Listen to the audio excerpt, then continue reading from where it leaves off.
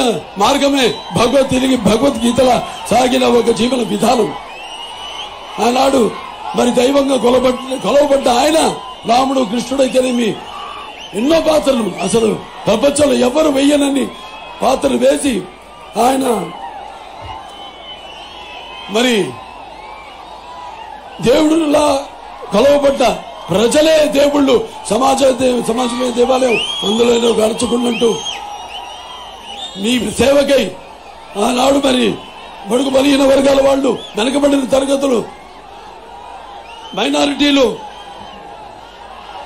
అందరూ కూడా ఈ రాజకీయాల్లో ఉన్న పదవులకు దూరంగా ఉన్న బడుగు బలహీన వర్గాలందరినీ కూడా చేయూతనిచ్చి అందించి తీసుకొచ్చి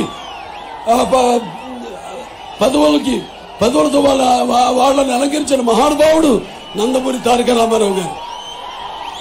ఆయన రాకముందు మరి ప్రతి తెలుగు బిడ్డ, ప్రతి తెలుగు మట్టి గడ్డ కూడా నేను తెలుగు వాడిని గర్వంగా చెప్పుకునే విధంగా బయటకు వచ్చి వాళ్ళ చేత చెప్పించిన వాళ్ళ పౌరుషానికి పదును పెట్టి సానబెట్టిన ఒక తెలుగు తేజం నందమూరి తారక రామారావు గారు. ఆ తర్వాత ఆయన ఎన్నో విప్లవాత్మకమైన పథకాలను ప్రవేశపెట్టడం జరిగింది. అవి ప్రజలకు సానుకూలమైనవి, అలాగే ఉపయోగకరమైనవి కూడా. ఎన్టీఆర్ రాజకీయాలు రాకముందు, ఎన్టీఆర్ రాజకీయాలకు వచ్చిన తర్వాత ఆయన పెట్టిన పథకాలు ఆ తర్వాత అందరూ కూడా వాటిని అమలు చేసి తీరారు. అది ఎన్టీఆర్ గారు ఒక పవర్. అందుకే ఆయన ఆకలితో ఉన్న పేదవాళ్ళకి అన్న, అలాగే జనం భవితకు భవిష్యత్తు ఇచ్చిన అమ్మ, అలాగే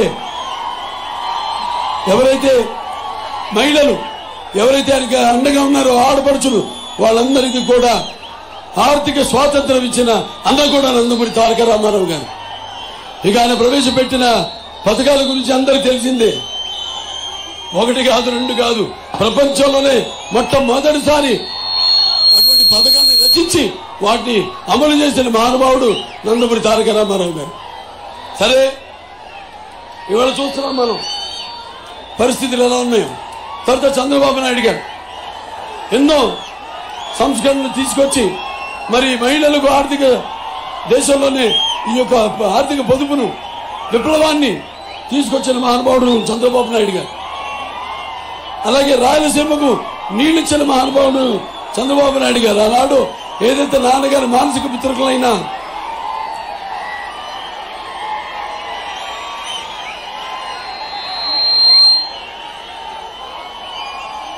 హెచ్ఎన్ఎస్ఎస్ అందరినివా సుందర సమంత్ అయితేనేమి, లేకపోతే అందరినివా ఈ గాలేరు నగరి అయితేనేమి, తెలుగు గంగ అయితేనేమి, వీటన్నింటినీ ఆనాడు రచించిన మహానుభావుడు అభినవ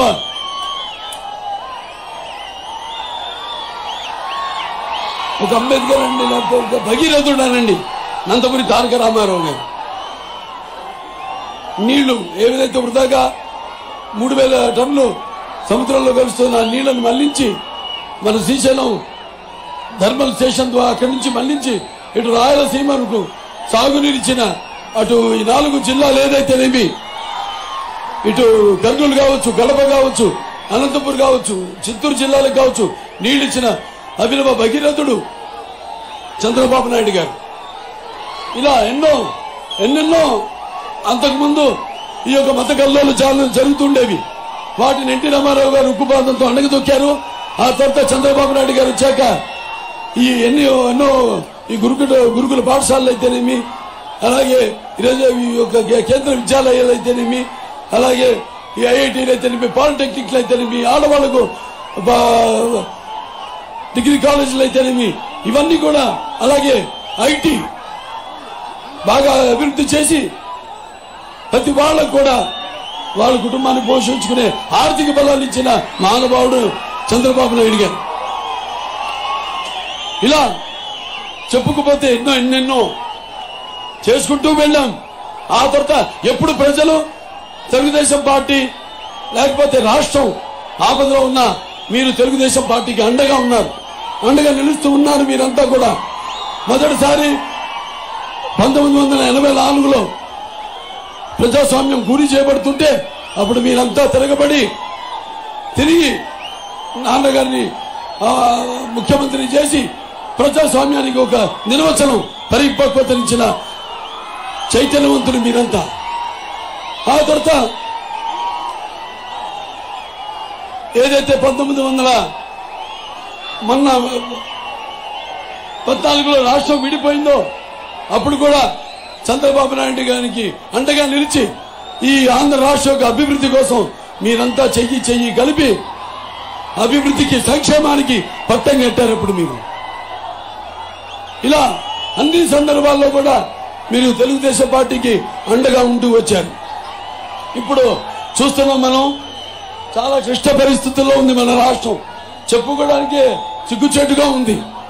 ఇవాళ ఒకప్పుడు ప్రపంచ పటంలో వెలిగిన మన రాష్ట్రం ఈనాడు ఆ ప్రపంచ పటంలో నుంచే మాయమైపోయే పరిస్థితిలో ఉంది ఈరోజు మన ఆంధ్ర రాష్ట్రం. అందరికీ గుర్తుపెట్టుకోవాలి, రేపు జరగనున్న ఎన్నిక మనకి, మన రాష్ట్రానికి, మన భావి తరాలకు భవితకు సంబంధించింది. దీంట్లో మీరు తేల్చుకోవాల్సింది ఏంటంటే మీకు అభివృద్ధి కావాలా, అరాచకం కావాలా, లేకపోతే మీకు సంక్షేమం కావాలా, విధ్వంసం కావాలా, మీకు సుపరిపాలన సమర్థమైన పాలన కావాలా, లేకపోతే రాక్షస పాలన కావాలా, లేకపోతే మీకు స్వర్ణ యుగం కావాలా, చీకటి రాజ్యం కావాలా, మీకు కూల్చడాలు కావాలా, కట్టడాలు కావాలా? మీకు న్యాయ నిర్ణేతలు మీరే. నేను రేపు శ్రీరామనవమి, అందరూ కూడా శ్రీరామనవమి శుభాకాంక్షలు తెలియజేసుకుంటూ, ఎందుకంటే అందులో ఒక డైలాగ్ ఉంది నాది రాముడుగా. నేను అంటాను, ముందు నేను ప్రజా సేవకుణ్ణి, ఆ తర్వాతే రాజు. నేను ఇక్కడ అలా కాదు, యథ రాజా తథా ప్రజ. యథ రాజాలాగా ప్రభుత్వ సిబ్బంది అయితేనేమి, లేకపోతే వ్యవస్థలు అయితేనేమి అన్ని కూడా నిర్వీర్యమైపోయాయి. ఏదో ఇచ్చిన మాట తప్పనన్నాడు, మరి రాష్ట్రం అంతా మంట కలిపేశాడు. అలాగే మడమ తిప్పనన్నాడు, అందరి మెడలు విరిచేశాడు. అలాగే ఈ మద్యపాన నిషేధం అన్నాడు, మరి ఈ యొక్క పేదల యొక్క అన్నపానీయాలు మొత్తం కూడా తన మద్యపాన వ్యాపారంలో పోసేశాడు. అలాగే జగనన్నంటూ జగలగల పీడిస్తున్నాడు. అలాగే మావయ్యనంటూ మన మనోభావాలను తగలబెడుతున్నాడు. అలాగే ముఖ్యమంత్రినంటూ దినగంత్రి పాలన చేస్తున్నాడు ఈ జగన్.